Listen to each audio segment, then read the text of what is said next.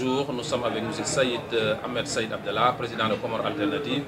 M. Saïd Abdallah, on va vous demander de vous présenter, de nous expliquer les enjeux et l'objectif du référendum. Aussi nous parler du communiqué de l'Organisation de l'Unité africaine et aussi de la réaction de la France pour ce rendez-vous politique au Comores. Merci. D'abord, je voudrais vous remercier de m'avoir invité encore sur votre plateau IK News et remercier toute votre équipe. Les Comores, après les assises nationales qui ont eu lieu sous l'égide du président Azali Assoumani, organisent le 30 juillet un référendum constitutionnel. Un référendum qui va améliorer et consolider l'unité nationale. À ce référendum, le parti Comores Alternative va soutenir le oui et appelle les Comoriens à aller voter massivement le oui. Pourquoi appeler massivement? Nous avons eu peur, après la présidence tournante, qu'on allait l'abroger. Contrairement à tout le peur qu'on a eu, cette constitution consolide la tournante, mais élimine aussi l'instabilité qui était créée d'une manière institutionnelle en passant chaque année à une autre île. Or, c'était une bonne chose pour certaines, mais ce n'était pas bon pour l'économie. En sachant que pour tout développement mérite une continuation.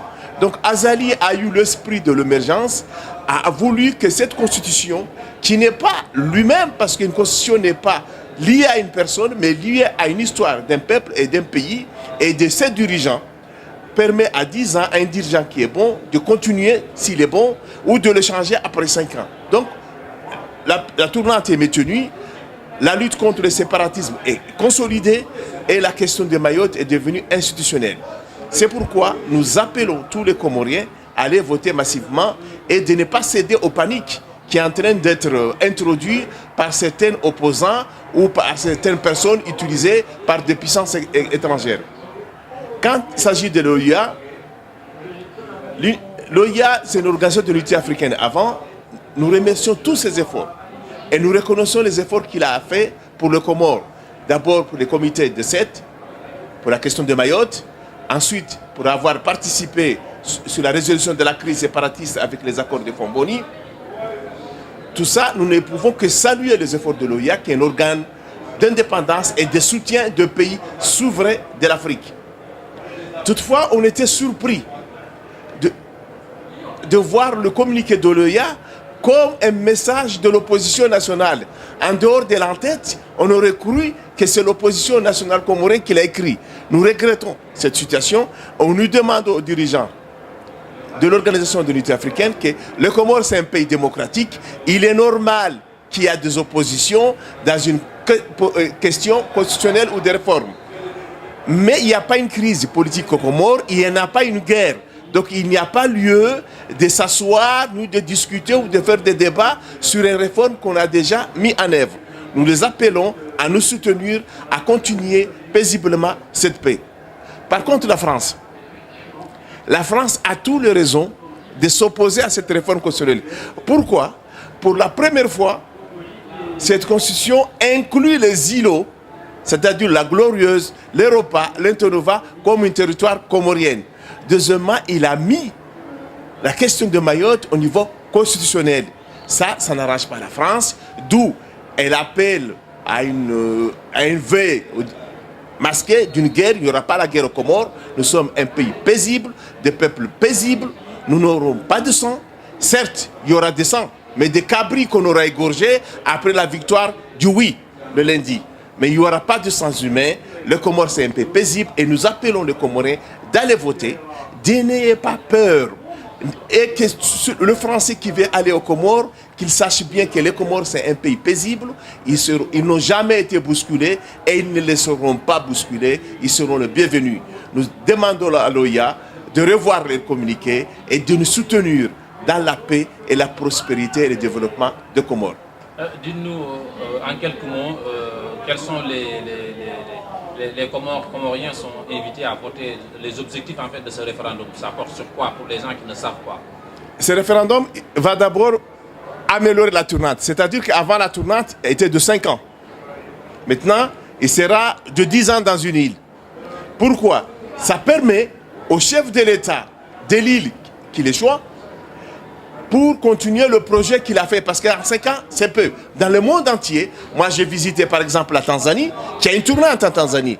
En Tanzanie, il y a une tournante non écrite. Comme c'est une culture anglo-saxonne, ils ont une tournante verbale. Il y a 2 mandats pour un musulman et 2 mandats pour un chrétien. Et la Tanzanie vit paisiblement et développe. Nous pouvons patienter. Donc ça c'est la première réforme.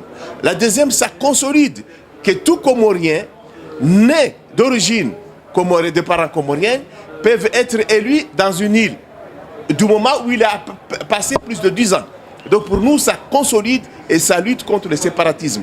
La troisième chose, surtout pour les Comoriens de la diaspora, je viens tout de suite d'assister à une cérémonie du Sénégal, avec la télévision sénégale, que j'espère que votre télévision va grandir pour la diaspora sénégalaise et le Sénégal.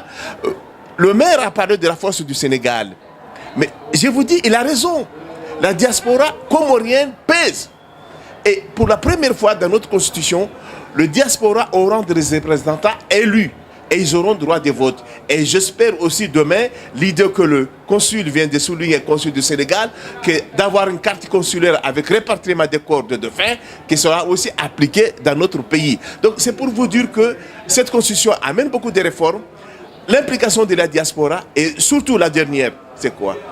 On retourne sur la question de Mayotte, parce qu'un pays, d'abord, c'est le territoire. L'indépendance des Comores, comme on l'a dit toujours, il est inachevé à cause de l'occupation par la France de Mayotte et de la monnaie. Ces 2 choses maintenant, la question de Mayotte est soulignée sur la Constitution. Maintenant, on va y trouver une solution.